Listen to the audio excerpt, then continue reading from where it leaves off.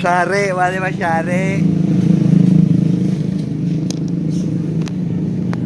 Bab 3588 benar-benar sumbu.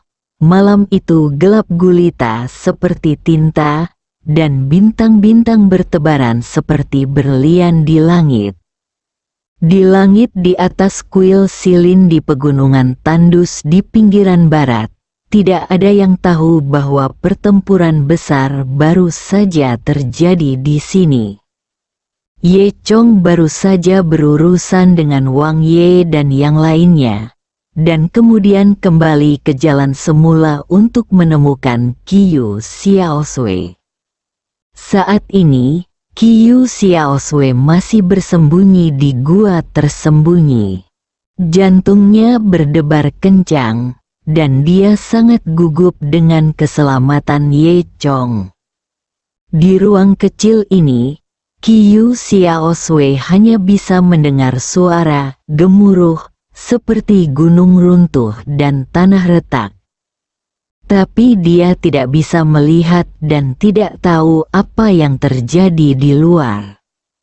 Hati Qiu Xiaosui penuh ketakutan dan kegelisahan, dan dia telah menunggu di sini. Baru setelah Ye Chong datang dan melihat Ye Chong, dia merasa sedikit lebih nyaman. Kamu kembali. Bagaimana kabarmu? Qiu Xiaosui bertanya dengan penuh semangat dengan suara gemetar. Matanya tertuju pada Ye Chong, menunggu jawabannya. Senyuman muncul di wajah Ye Chong, dan ada sedikit kelegaan di matanya, dan dia tersenyum. Semuanya terpecahkan. Qiu Xiaosui mengerutkan kening. Dia merasa segalanya tidak sesederhana itu. Dia bertanya, benarkah? Bagaimana cara mengatasinya? Senyuman lucu muncul di sudut mulut Ye Chong. Dia menyentuh hidungnya dan berkata dengan tidak masuk akal, ada gempa bumi, dan orang-orang itu ketakutan. Qiu Xiaosui memandang Ye Chong dengan ragu. Dia merasa sepertinya ada sesuatu yang tersembunyi dalam kata-kata Ye Chong. Tapi dia tidak terus bertanya, karena dia tahu jika Ye Chong benar-benar tidak mau bicara, tidak peduli bagaimana dia bertanya, itu akan sia-sia. Namun, karena Ye Chong mengatakan itu aman, maka tidak apa-apa. Kemudian, Ye Chong mengeluarkan kristal merah dari senjata ajaib luar angkasa. Matanya menjadi serius. Kristal merah ini adalah benda ajaib yang menyimpan kekuatan lampu pemicu jiwa. Kristal merah ini dapat digunakan untuk mendeteksi apakah Qiu Xiaosui adalah sumbu lampu pemicu jiwa. Dia meletakkan kristal merah di telapak tangannya, dan kemudian perlahan mengaktifkan Qi-nya. Di bawah rangsangan energi sejati, kristal merah mulai memancarkan cahaya merah redup. Qiu Xiaosui memandang kristal merah di tangan Ye Chong dengan rasa ingin tahu, matanya penuh rasa ingin tahu. Dia bertanya, apa ini? Bagaimana kamu melakukannya? Ye Chong tersenyum, aku akan memberitahumu nanti. Saat dia berbicara, Ye Chong terus mengaktifkan Qi-nya. Lampu merah dari kristal merah menjadi semakin terang, dan akhirnya membentuk seberkas cahaya, menyinari langsung tubuh Qiu Xiaosui.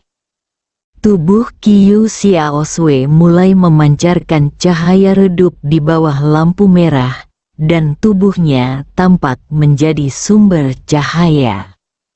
Qiu Xiaosui tampak terkejut. Apakah ini ajaib? Ada sedikit kejutan di mata Ye Chong. Dia tahu bahwa Qiu Xiaoswei adalah sumbu lampu pemicu jiwa yang dia cari. Dia bersemangat, sepertinya dia akhirnya mengetahui lampu pemicu jiwa. Namun, Ye Chong juga diam-diam mengutuk dirinya sendiri karena begitu bodoh. Jika dia mencobanya lebih awal, dia tidak perlu mengambil banyak jalan memutar. Qiu Xiaoswei menatap Ye Chong dengan kaget. Dia merasa seperti sedang bermimpi. Dia bertanya pada Ye Chong, "Ye Chong, apa ini? Apakah kamu seorang pesulap?" Ye Chong tersenyum tipis, lalu memberitahu Qiu Xiaoswei beberapa hal tentang dunia seni bela diri. Bagaimanapun, Qiu Xiaoswei adalah sumbunya dan dia akan membutuhkan bantuan Qiu Xiaoswei di masa depan. Qiu Xiaoswei akan selalu mengetahui hal-hal ini. Ye Chong berkata kepada Qiu Xiaoswei, "Dunia ini jauh lebih rumit dari yang Anda kira. Di dunia ini, ada beberapa orang yang memperoleh kekuatan luar biasa melalui latihan seni bela diri, dan saya adalah salah satunya." Mata Qiu Xiaoswei terbuka lebar. Dia pikir semua ini terlalu luar biasa. Ini semua sepertinya adalah plot yang hanya bisa ditemukan di serial TV atau novel berdarah. Qiu Xiaoswei bertanya, "Apakah Anda tahu seni bela diri?" Ye Chong berpikir sejenak. Ini bukan hanya seni bela diri. Dalam istilah populer, ini lebih seperti keabadian. Qiu Xiaoswei jelas merasa sulit menerima ini. Tapi, bagiku, apakah ini ada hubungannya denganku? Qiu Xiaoswei hanyalah seorang wanita muda biasa, dan dia tidak mengerti bagaimana dia bisa berhubungan dengan ini. Ye Chong mengangguk dan melanjutkan, "Kamu adalah sumbu lampu pemicu jiwa." Qiu Xiaoswei menggelengkan kepalanya. "Ye Chong, kenapa kamu selalu mengatakan bahwa akulah sumbunya? Perizik Xia adalah sumbunya. Kan, aku hanya orang biasa. Apa aku belum mengetahuinya?" Ye Chong menggelengkan kepalanya dan berkata, "Sumbu ini tidak berarti bahwa kamu diubah oleh sumbu. Tetapi kekuatan sumbu telah memasuki tubuhmu." Qiu Xiaoswei sepertinya mengerti, dan hatinya dipenuhi dengan keterkejutan dan rasa ingin tahu. Dia merasa hidupnya akan terbalik. Ye Chong melanjutkan, "Makanya, saat pertama kali sampai di sini, kamu bisa merasakan sesuatu yang tidak normal. Dan kenapa kamu bisa melihat hantu di hotel? Tahukah kamu, orang biasa tidak bisa melihatnya. Jadi, kamu punya kekuatan khusus." Setelah mendengar ini, Qiu Xiaoswei tidak tahu apakah harus senang atau takut. "Lalu, apa yang harus aku lakukan? Bisakah aku menjadi sepertimu dan mengetahui sihir?" Senyuman muncul di wajah Ye Chong. "Yah, pertama-tama, kamu perlu memahami aturan dunia seni bela diri ini. Kemudian, kamu harus mulai berlatih dari awal dan menguasai kekuatanmu sendiri," kata Ye Chong. Qiu Xiaoswei mengangguk. Matanya dipenuhi ilusi. Namun, Qiu Xiaoswei juga menyadari bahwa mulai sekarang, hidupnya telah mengalami perubahan yang mengejutkan. "Saya siap, tidak peduli berapa banyak kesulitan dan tantangan yang ada di depan. saya akan maju dengan berani dan tidak pernah mundur. Ye Chong berkata dengan tercengang, tidak harus seperti ini, tidak terlalu serius. Qiu Xiaosui juga terkekeh. Setelah itu, Ye Chong membawa Qiu Xiaosui dan meninggalkan gua. Sosok mereka perlahan memudar di malam hari. Setelah meninggalkan gua, Ye Chong ingin mengirim pulang Qiu Xiaosui. Ini adalah kesempatan bagi Qiu Xiaosui untuk merasakan sendiri dunia seni bela diri yang indah. Di bawah langit malam, dia dengan lembut mengambil Qiu Xiaosui. Bagi Ye Chong, tubuhnya seringan bulu.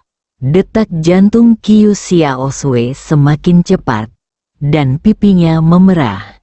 Dia dengan malu-malu membenamkan kepalanya di dada Ye Chong, merasakan detak jantungnya yang stabil dan kuat.